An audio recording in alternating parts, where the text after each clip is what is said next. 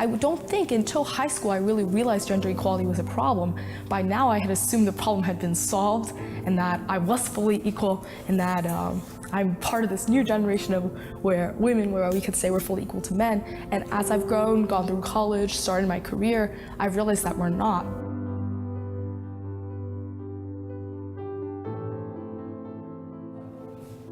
In high school, when I wanted to take a computer science class, I was told the boys would probably be better, so you should focus on things that you'd be good at. And it wasn't until I got to college where I really started to actively challenge those assumptions and then discovered how much I liked math and sciences and realized that I have the capacity to not only do well in these classes, but use this education to invent and create things myself.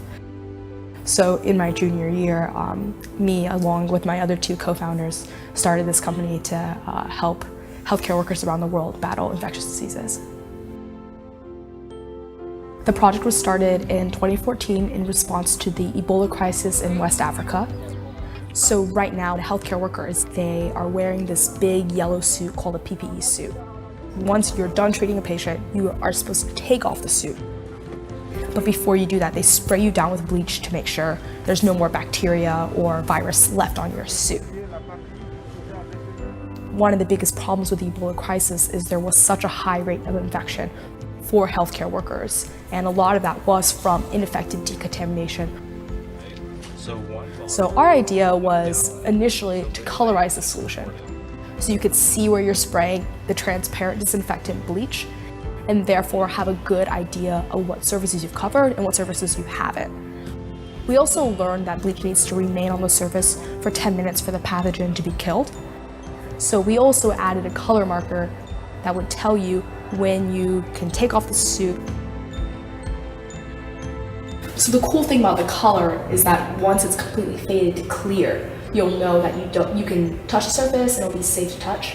And while it's still blue, you'll know that it still has active pathogens on it. As a scientist, I do think we have a responsibility to make a larger impact in society beyond the research that we're doing. Really taking part actively in discussions, not only about science-related issues, but everything ranging from education to women's rights. We should have a much bigger footprint. I'm always excited to talk to female innovators who move along in the same path. We need more Katrina.